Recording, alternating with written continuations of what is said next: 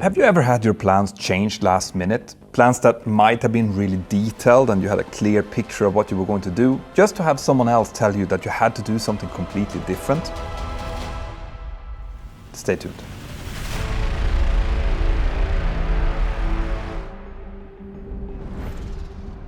Finland is a country of immense beauty, thousands of lakes and among the happiest populations in the world. But it's also a country that, like my home country Sweden, have quite harsh winters, where the temperatures routinely drop down well below 0 degrees Celsius and the sun might be absent for months at a time. Because of that, the Finns, just as we Swedes, are very keen on winter holidays, which has caused a vibrant charter industry to evolve. And on the 2nd of November 1994, one of those charter flights had been organized to take a group of Finnish passengers back from Monastir airport in Tunisia to their home airport of Kajaani, Finland. This was planned as a night flight for the crew from the relatively new airline Air Liberté Tunisia, and the leg up towards Kajaani was the first out of a total of 3 flights planned. After Kajaani, they were supposed to make a short flight to Savonlinna, also in Finland, before finally flying back to Monastir again. Now, when I say that the airline was young, I really mean it. It had been founded as a wholly owned subsidiary to the French airline Air Liberté back in 1990 and had since grown enough to become its own entity. At the time, it operated 3 MD-83 aircraft with 11 captains and 11 first officers employed, most of whom had been previously flying for Tunis Air. These pilots all answered to their chief pilot, but the company hadn't yet implemented their own safety department, and because of that, there wasn't really any organized safety promotion work being done, and that included crew resource management courses. But everyone did their absolute best though to operate the airline as efficiently and safely as they possibly could, but their lives were made even more complicated by the fact that the manuals that the crews were using were written in both English from the manufacturer, French from Air Liberté, and Arabic, which was the language that most of the employees used. When it came to the training, this was largely handled in-house by 4 training captains who also did the simulator checks using leased simulators abroad. And that brings us to the pilots who had been rostered to operate this night. The captain was 41 years old and had a total flying experience of just over 9,100 hours. He had operated on both the Boeing 727 and the 747 for various companies before and had been hired by Air Liberté Tunisia when they started operation in 1990. He had then been type rated on the MD-83 by a training organization in the UK and had at the time of this flight amassed about 2,300 hours of experience on it. But during his type rating training, there had been several notes made by his instructors regarding him having issues with the handling of the aircraft in various phases of flight. And these handling difficulties had taken up so much of his capacity that the rest of his cockpit management had suffered at times.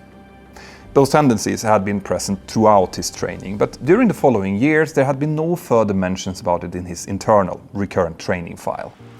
His first officer was actually 2 years older than the captain, 43 years old, and had a total experience of just over 3,100 hours, of which around 680 had been flown on the MD-83. He had previously been working as a flight instructor on light aircraft as well as an agricultural pilot before finally getting hired by Air Liberté Tunisia in January of 1994, less than a year before this flight. His initial training on the type had also been marred by relatively weak performance, especially in the area of CRM and workload management. And the combination of these 2 personalities in the cockpit will become very important for this story. Now, on the night in question, the first officer arrived first to the Air Liberté crew room around 2 hours before the scheduled departure, which was around 2300 local time. It's very common in most airlines that the first officer is in charge of gathering all of the required briefing material and paperwork, so when the captain checked in about 30 minutes later, this had all already been done. Together, they then went through the forecasted weather, en route charts, flight plans and NOTAMs, and everything looked okay for the first long flight up towards Finland. The flight plan suggested that they would need 17,155 kilos of fuel for the first leg, but because they had a company rule of always planning with a cruise altitude 2,000 feet lower than optimum, and they also wanted to tanker as much as possible in order to avoid refueling in Kajaani, the captain eventually decided on a final fuel of 20,866 kilos. Now, That is a lot of fuel for an MD-83, but it was within performance limitations and the weather and runway conditions at their destination were reported as good. So when the pilots had ordered their fuel, they walked over and started briefing their 5 cabin crew, and when that was all done, they walked together out to the aircraft, which was being prepared for them out on the apron. As they were walking, the captain decided that the first officer was going to be pilot flying for the first flight, and that he would then fly the subsequent 2. The first officer was happy with that. He was still suffering from a bit of a cold and was therefore happy to just fly 1 out of the 3 legs. So that meant that when they boarded the aircraft, the first officer immediately started setting up the cockpit while the captain looked through the tech log and went outside for the exterior inspection.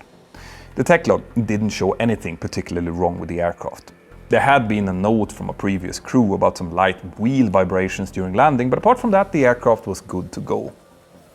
During the exterior inspection, the captain probably noticed that the main gear tires were a bit worn. That could possibly explain those light vibrations that the other crew had noticed, but they were still well within limits.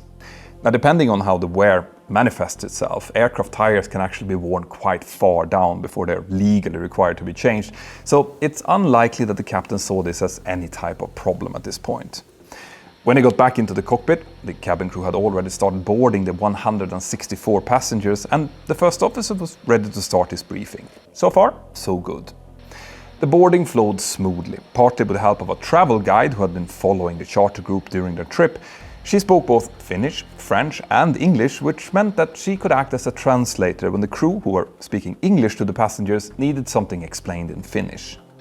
The quick boarding meant that the crew was ready for departure about 10 minutes ahead of schedule. So, as the cabin crew closed the doors and started their emergency brief, the pilots requested push and start, and at time 0056, flight 930 took off into the black Tunisian night and started climbing up towards the north.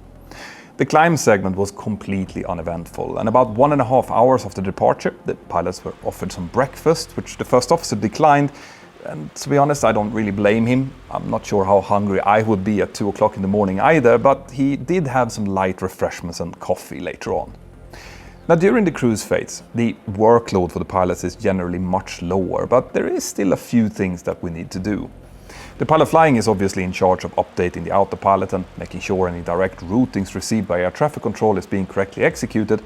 And the pilot monitoring is in charge of the paperwork, noting down new frequencies, direct routings, as well as doing regular fuel checks, and he's also doing all of the radio communication. But according to the records from this flight, there were no paperwork being done at all, and given that it was in the middle of the night, there was likely very little activity on the radio either. So my guess is that these 2 pilots were probably lulled into a generally low level of arousal. Arousal can be described as a person's level of alertness, as in the readiness to perform appropriate tasks, and if the arousal drops too low, like during extreme levels of boredom, especially during the window of circadian low which these pilots were now operating in, well then it can be quite hard to quickly get back up again and perform well if something would suddenly happen. And as it turns out, something would happen, which... That's annoying, right? I hate when that happens, especially when I'm researching for a new episode or want to watch a movie, and that's why I'm so happy to have NordVPN as a sponsor of this episode. With Nord, you can virtually move to almost anywhere in the world at a click of a button, which will make sure that you always have access to your favorite content. But Nord is so much more than just a standard VPN. They also help encrypt your connection when you're using unknown Wi-Fis, keeping your connection private and secure. And on top of that, they have added loads of useful cybersecurity tools to help keep you and your data extra safe when you're out traveling. I also use it to look for better prices on hotels, flights and rental cars, as they can change from one country to another, but just clear your cache before trying that. Pro tip. If this sounds interesting, well, then use my link here below, which is nordvpn.com/pilot. That will give you 4 free months when you sign up for the 2-year deal. And remember, it's completely risk-free, as Nord always gives you a 30-day money-back guarantee if you're not completely satisfied. Thank you, Nord. Now let's get back into the cockpit of Air Liberté Tunisia flight 930. At around 0500 in the morning, the flight was starting to get close to Finnish airspace, so the pilots started preparing for the descent and approach that they now had in front of them. The captain left the frequency to get the latest weather, and the first officer started setting up his nav aids according to the standard ILS approach that they were now planning to follow. And here, Kajaani airport was a bit different than most other places this crew would be used to fly into. Kajaani had what's known as an AFIS, or Airport Flight Information Service.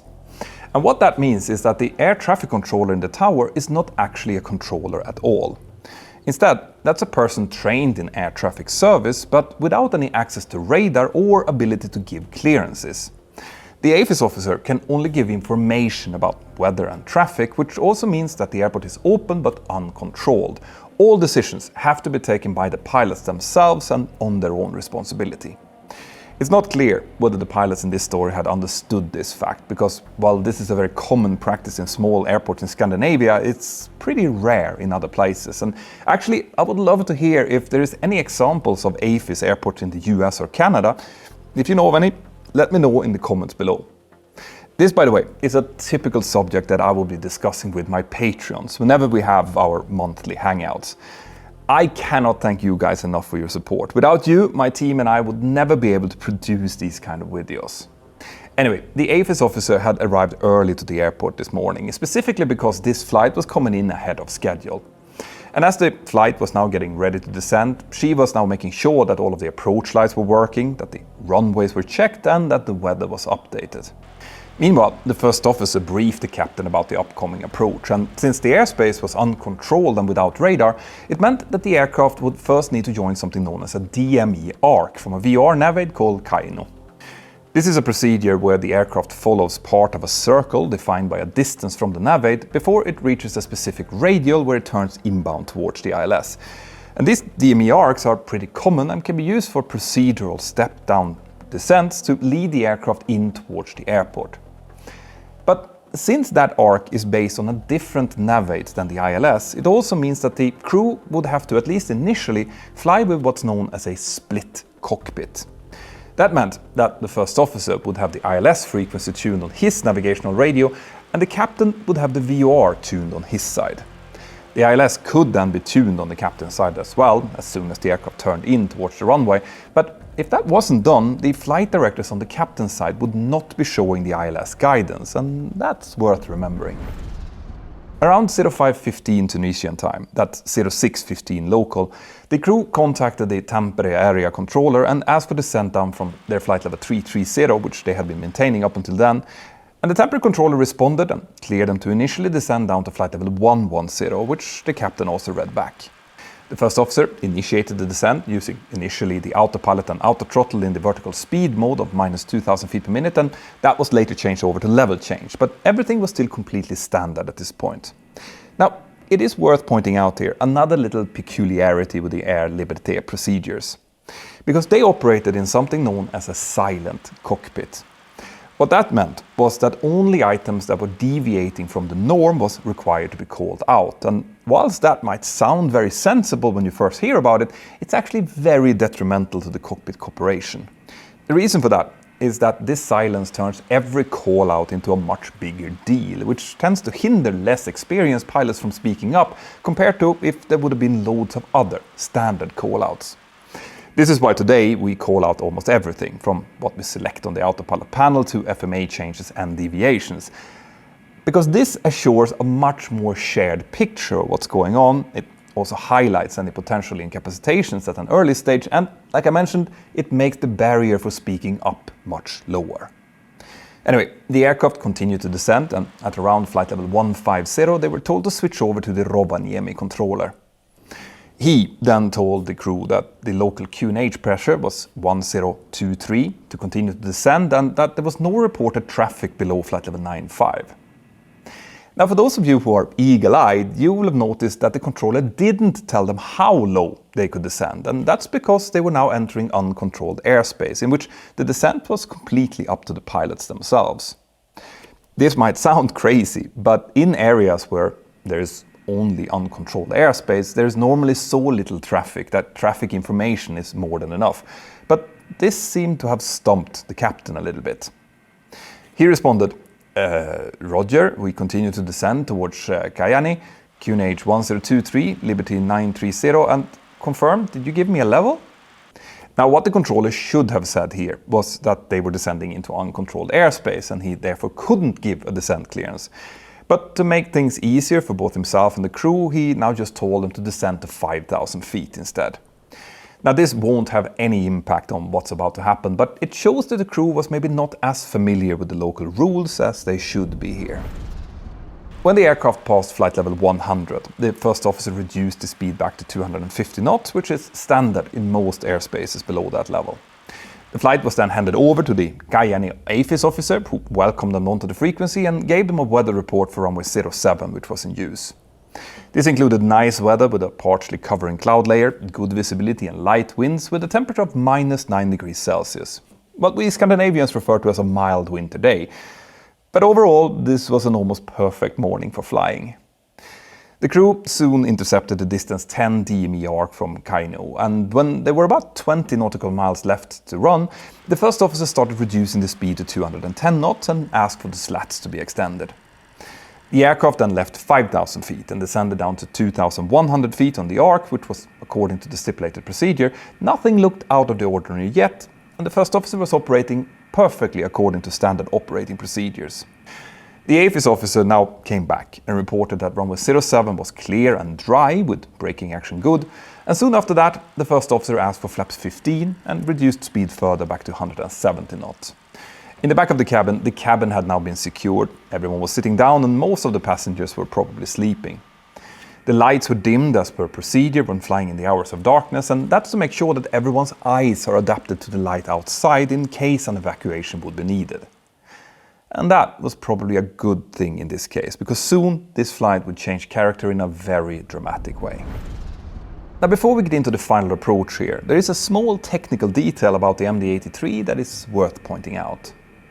You see, back in 1989, there had been a few accidents with this type because of severe vibrations of the main landing gear, and where the vibrations had become so bad that they had actually damaged components of the gear itself.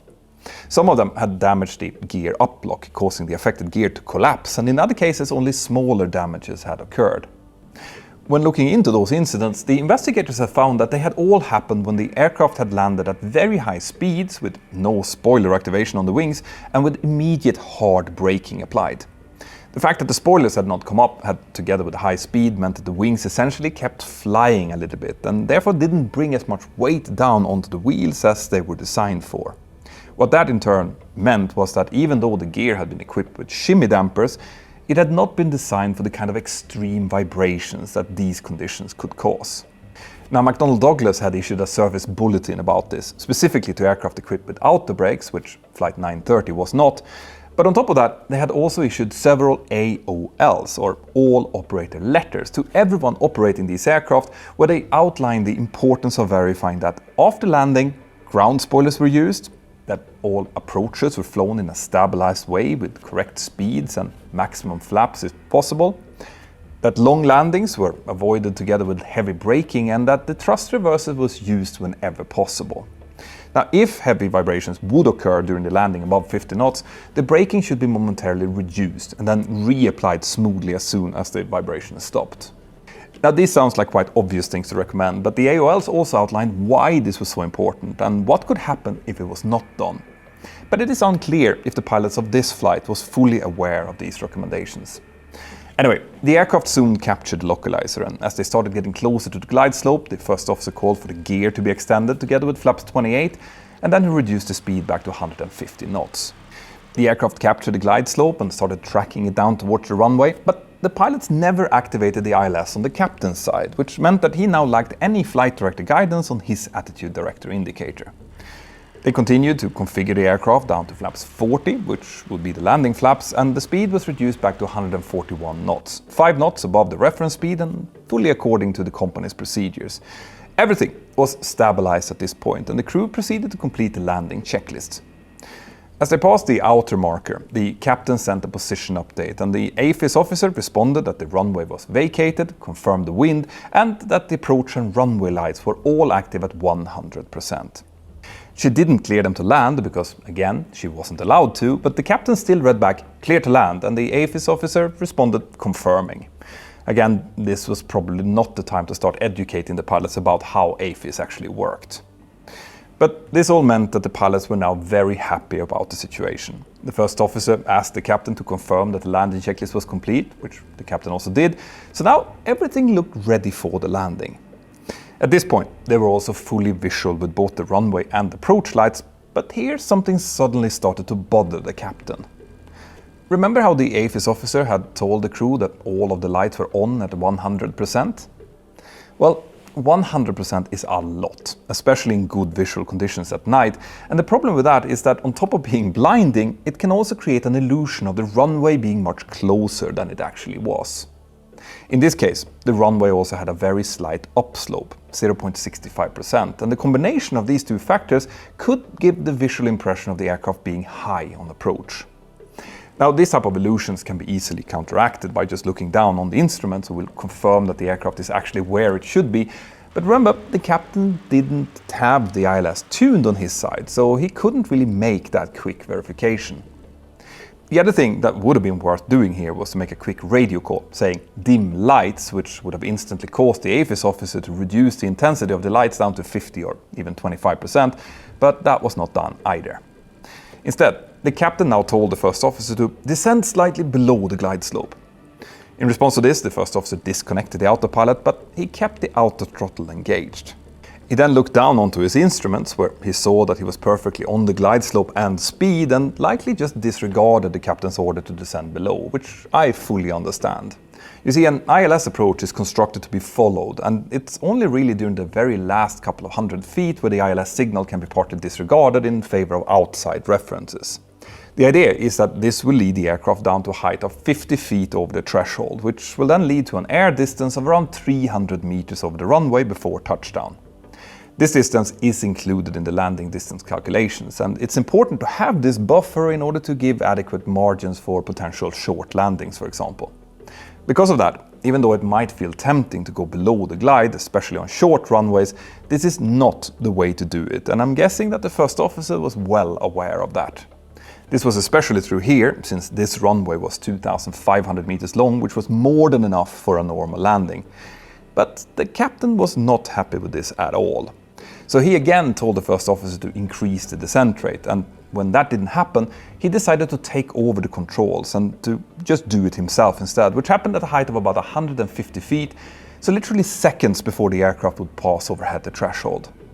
Now, to be clear, the captain had all the right in the world to do this. It was ultimately up to him to keep the aircraft safe, and I have taken over the controls at low altitude many times myself, especially when training new cadets.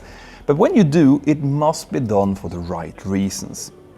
In this case, he was taking over an aircraft that was fully stabilized, on speed and exactly where it should be, and he did so at a very critical point during the approach. This sudden takeover likely came as a big surprise for the first officer, and when something surprising happens, it can sometimes take a few seconds to rearrange yourself, like I mentioned in the beginning of the video.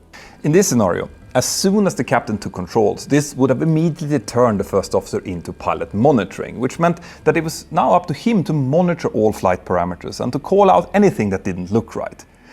And there would soon be a lot to call out. The captain, who was still suffering from the illusion of being slightly high, realized that they were now so close to the runway that increasing the descent rate was not really an option. So instead, he decided to aim slightly further down on the runway for the landing.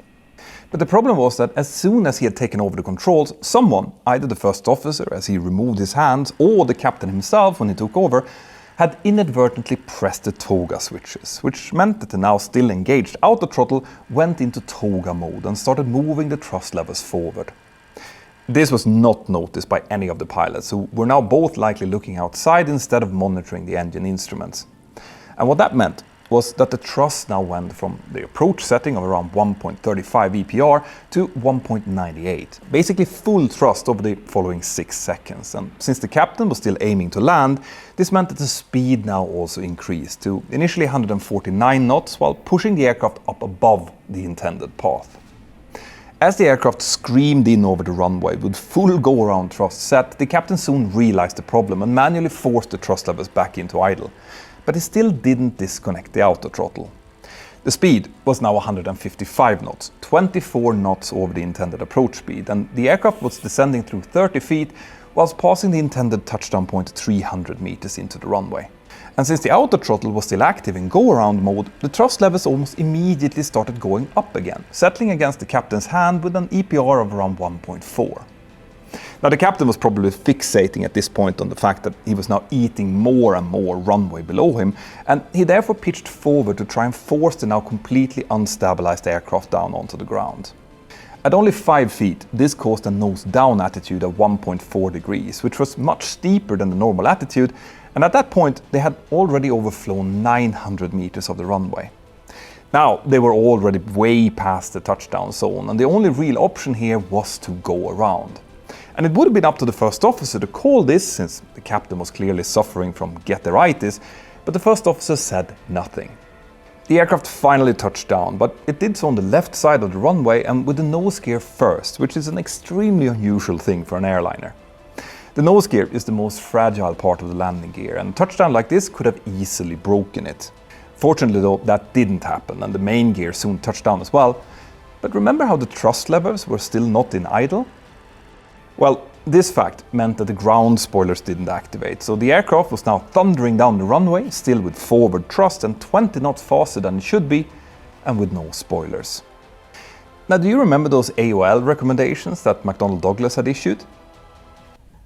Well, this was exactly what those had warned about. So, about 3 seconds after touchdown, as the captain was desperately applying max manual braking, the aircraft now also started vibrating heavily.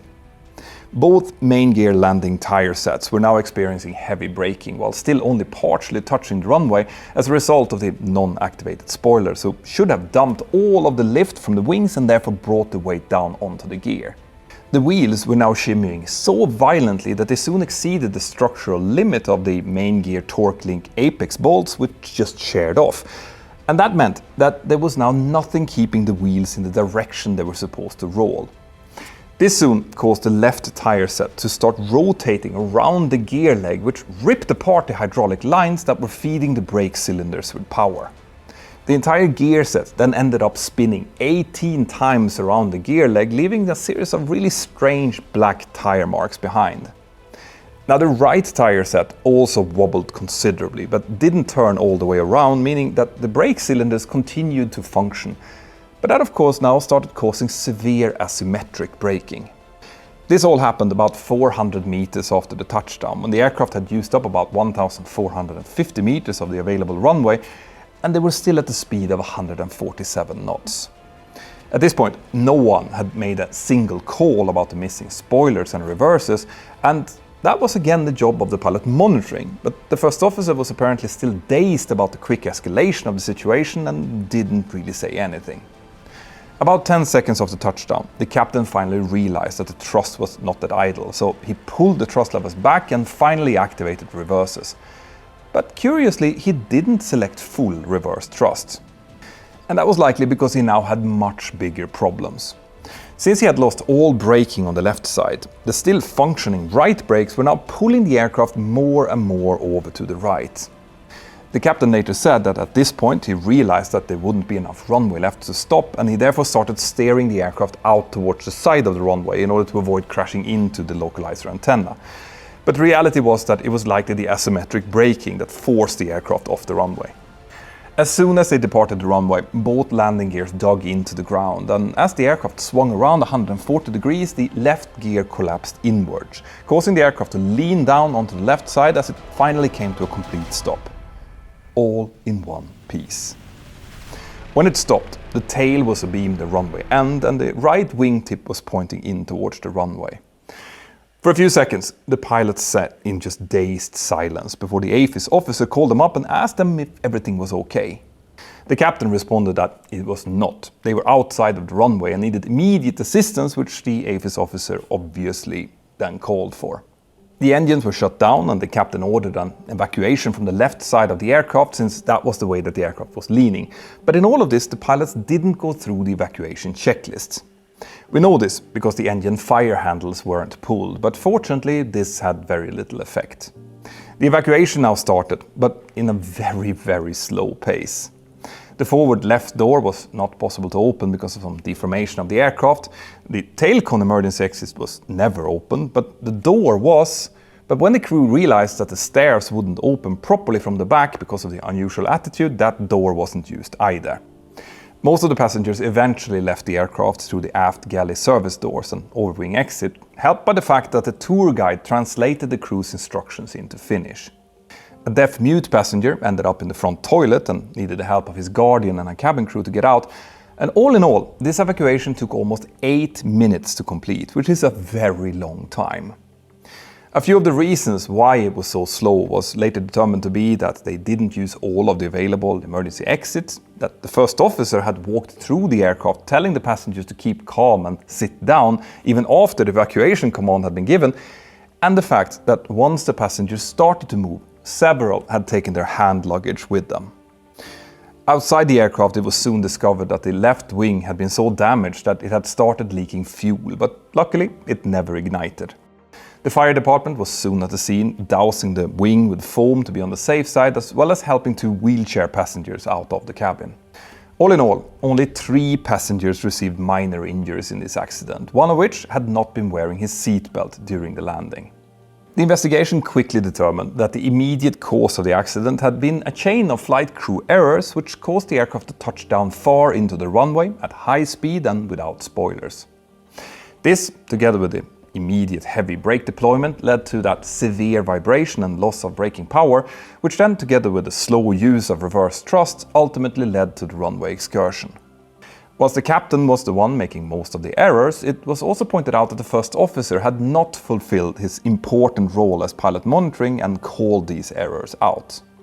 Several recommendations were made, including the mandatory addition of CRM courses at the airline, better overall approach procedures including how to properly do a late change of controls, and the mandatory use of ILS on both sides of the cockpit. As a result of this accident, McDonnell Douglas also upgraded the shimmy damper on all MD-80 aircraft and issued several service bulletins to make sure that this type of damage couldn't happen again. As for the pilots, as always, we don't know what happened to them, but that is really not the point. The reason I keep making these videos is not to assign blame. Instead, I hope that this leads to better overall awareness among my fellow pilots of just how easy mistakes can be made and how to learn from them. Like I was saying to my Patreons on our last hangout, if I can make just one of my colleagues start hearing my voice inside of their heads when things are starting to go wrong, and that helps them to slow things down or speak up to maybe avoid an incident, well then all of this work has been completely worth it. That's what I want to achieve with my channels, and that's why I am so grateful for my Patreons who helped the 7 members of my team make this a reality. Thank you to all of you, and I wish you an absolutely fantastic day. Bye-bye.